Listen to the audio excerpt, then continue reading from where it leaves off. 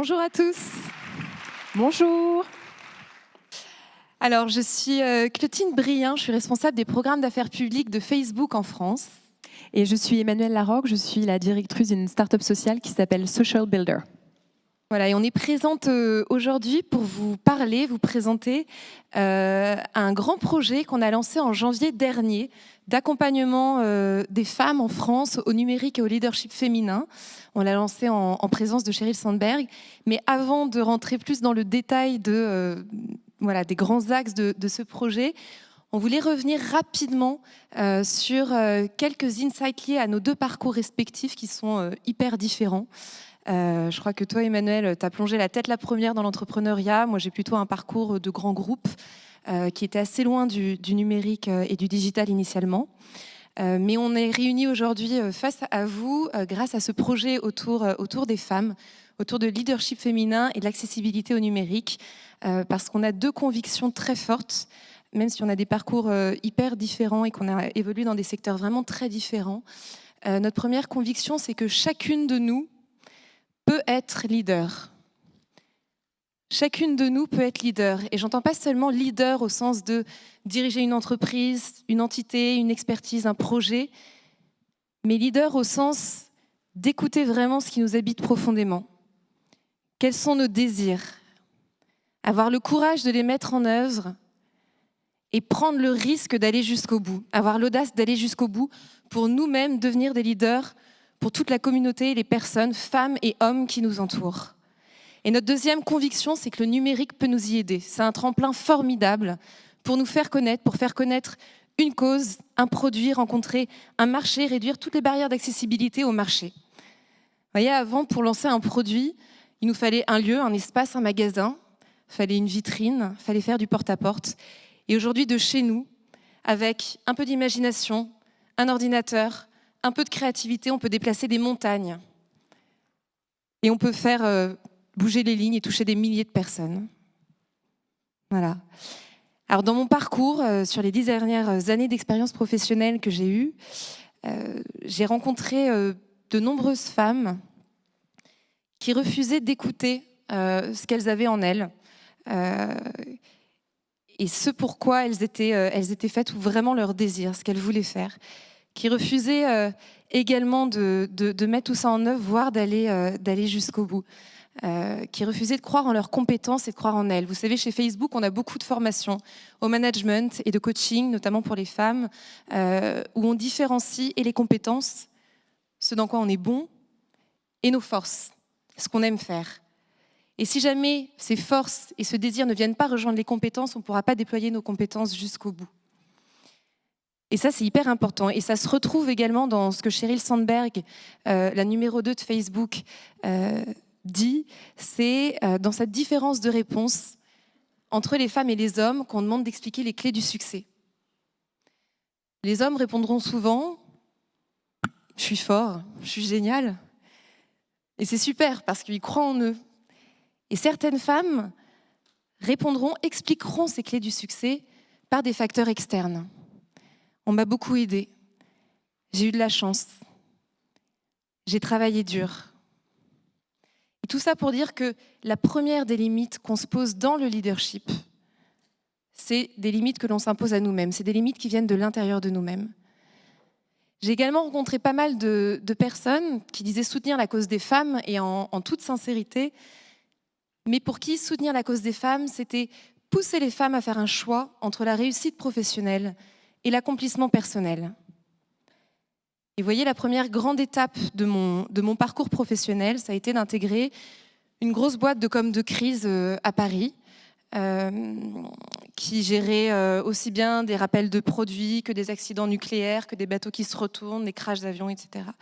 Et en fait, moi, ce qui m'intéressait énormément dans cette expertise, c'est qu'il y avait un gros pan de psychologie dans l'accompagnement des différentes personnes, que ce soit aussi bien la gestion des victimes et des familles des victimes, que ce soit les collaborateurs d'une entreprise qui allait fermer, que ce soit des décideurs, que ce soit des institutionnels.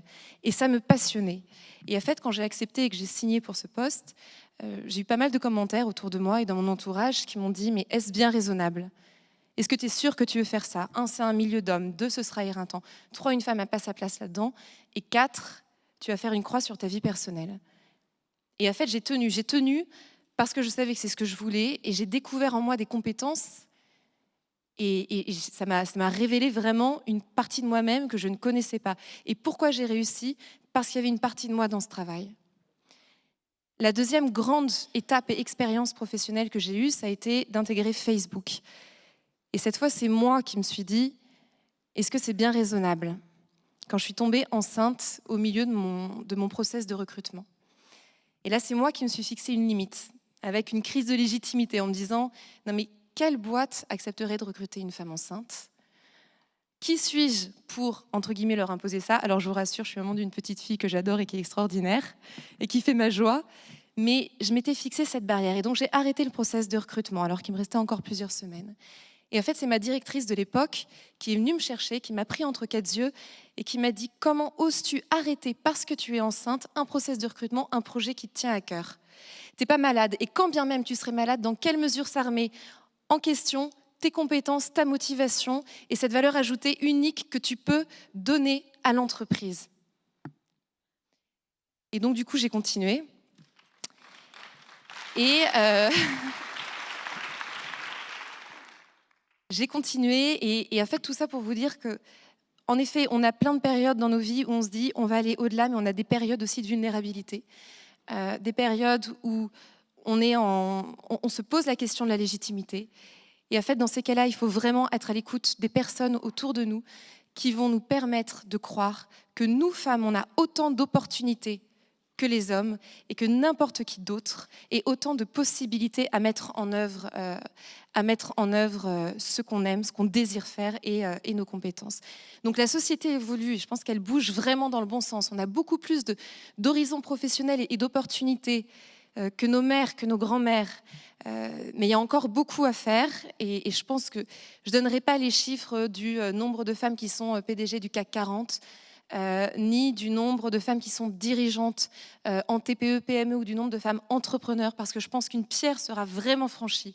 On aura vraiment franchi un cap quand les instituts de sondage poseront également aux femmes la question: est-ce que la place à laquelle vous êtes, vous l'avez choisie, vous l'avez désirée, vous l'avez décidée? Et ça, c'est clé. Ça, c'est vraiment clé pour nous. Et c'est pour ça qu'on a décidé, avec Emmanuel, de lancer en France ce programme She Means Business. Merci.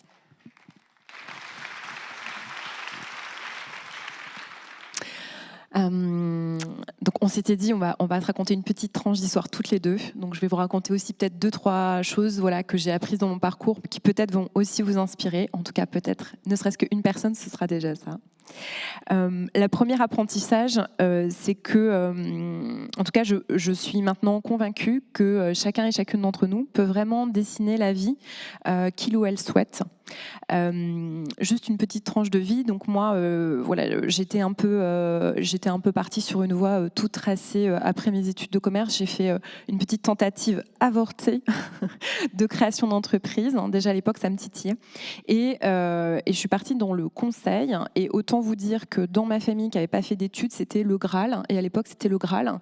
Et pourtant, très très rapidement, moi, je me suis rendu compte que c'était pas du tout ma voie.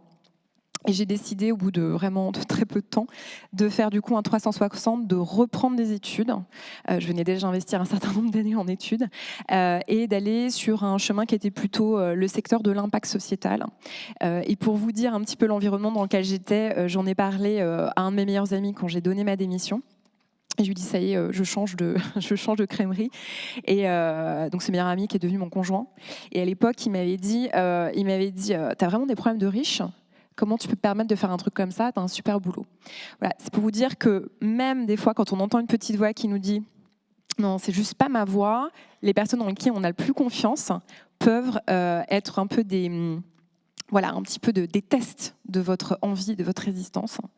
Et au bout de 3 ans, j'ai fait une reconversion complètement, réussie, successful. Et chaque pas que j'ai fait dans cette direction m'a convaincue que j'avais fait la bonne direction.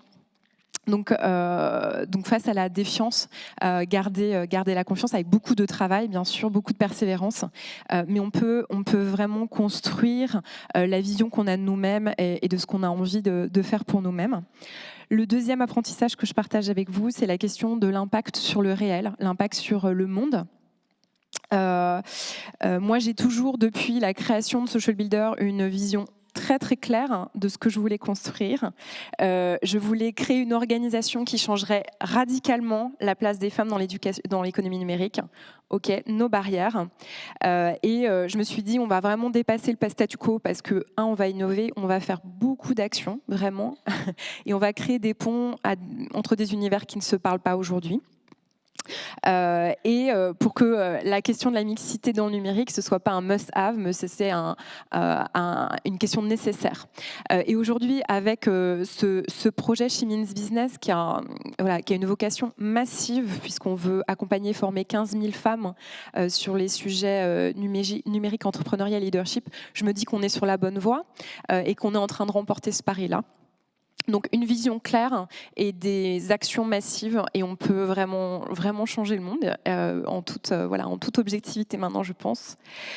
Et la dernière chose que je voulais partager avec vous, c'est que je pense que le sens est en nous et c'est lui qui nous donne des ailes. Quand je dis ça, c'est que pour moi, ça a été toujours un sentiment un peu, ça peut paraître négatif, mais un sentiment d'injustice en me disant, voilà, les territoires de jeu, d'influence ou même de réalisation sont pas encore les mêmes pour les sexes. Et en fait, je me suis dit, tout ce que je vais faire, ça va permettre de contribuer à créer cette mixité et cette égalité d'opportunités pour les hommes et pour les femmes. Et je me rends compte que c'est ça qui m'a donné envie de plus porter la parole, de plus défendre ces idées, d'avoir plus d'influence. Et je suis aujourd'hui convaincue que c'est en suivant sa passion qu'on se présente au monde avec beaucoup plus de leadership et d'influence. Voilà. Bien sûr, les trajectoires sont uniques pour chacun et chacune d'entre nous, mais pour raisonner avec ce qu'a dit Clotilde tout à l'heure, en tout cas, c'est deux trajectoires différentes, mais qui nous ont rejoints sur une envie de défendre nos valeurs et d'apporter une brique de plus, en tout cas pour les femmes dans le monde. Voilà.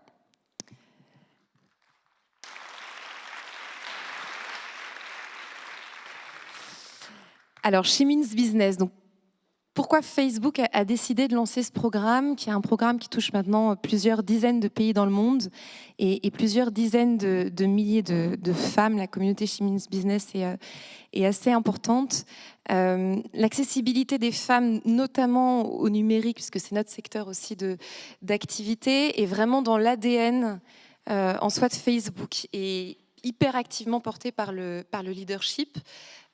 Au premier rang desquels Sheryl Sandberg, que certaines d'entre vous connaissent sans doute aussi, les fondations Lean In et les 34 000 cercles dans le monde, qui sont en fait des groupes de femmes et d'hommes qui cherchent à poursuivre cet objectif de la représentativité de la femme dans le milieu professionnel, d'une meilleure accessibilité et reconnaissance, égalité de façon générale.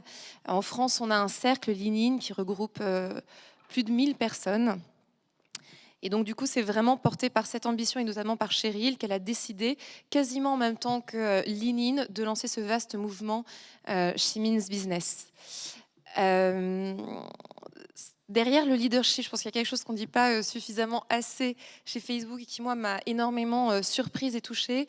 C'est qu'au-delà de Sheryl, c'est des milliers de femmes dans le monde, au sein de Facebook, qui sont activement engagées dans la cause des femmes dans le monde professionnel. Vous savez, au sein de Facebook, on a un outil collaboratif qui en fait est un Facebook interne qui s'appelle le Workchat. Peut-être que certains l'ont déjà testé dans des structures, où en fait on peut créer pas mal de groupes pour partager des intérêts communs. Et en fait, il y a plusieurs centaines de groupes dans le monde au sein de Facebook, donc au sein de l'entreprise, exclusivement dédiés aux femmes, donc qui intègrent bien sûr et des femmes et des hommes, mais exclusivement dédiés au partage de bonnes pratiques, à l'expérience professionnelle, à l'écoute, à l'accompagnement du leadership auprès des femmes au sein du groupe. Voilà. Donc c'est vraiment dans notre ADN et pour nous, ça devenait urgent et important qu'on lance She-Means Business en France, compte tenu du fait qu'on a aussi la plus grande communauté de femmes qui portent cette cause à bout de bras en Europe et dans le monde. Et donc du coup, She Means Business, c'est un programme d'accompagnement qui vise à donner des outils, des compétences concrètes sur les sujets du leadership, de l'entrepreneuriat et des compétences digitales et mobiles aux femmes, on va dire quelles qu'elles soient, en France. Donc on développe une plateforme de e-learning pour voilà, donner des contenus qui en tout cas nous semblent voilà, à la fois être des contenus accessibles à des personnes qui ne connaissent pas du tout ces thématiques et tout autant apporter des briques supplémentaires à des personnes qui ont déjà peut-être remporté un certain nombre d'ambitions mais qui pourront relever d'autres défis avec ce type de contenu. Et c'est par l'innovation toujours qu'on pousse le bouchon un peu plus loin parce que She Means Business, c'est aussi 3500 femmes qui vont être formées dans des bootcamps qui vont être proposés un peu partout en France et qui vont permettre de former en même temps entre 500 et 2000 femmes.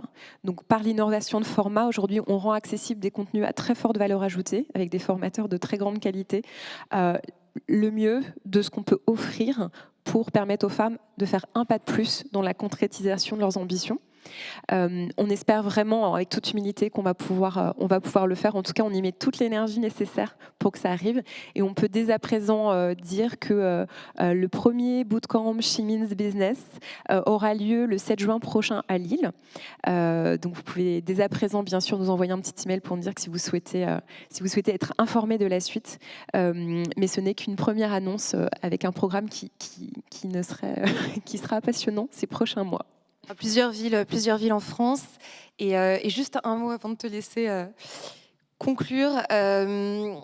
Pour revenir sur cette notion de limite dont on a beaucoup parlé aussi en première partie de présentation, d'intervention, on a tous des limites. Clairement, parce qu'on a tous une histoire, on a tous un passé, on a tous des blessures et on est entouré de personnes qui portent aussi ça. Mais ce qui est certain, c'est qu'on a tous aussi le pouvoir de décider de nos vies et de ce qu'on veut pour nous et de choisir. Et c'est pour ça que dans nos formations et dans les formations She Means Business, il y a une grande partie qui sera consacrée au leadership.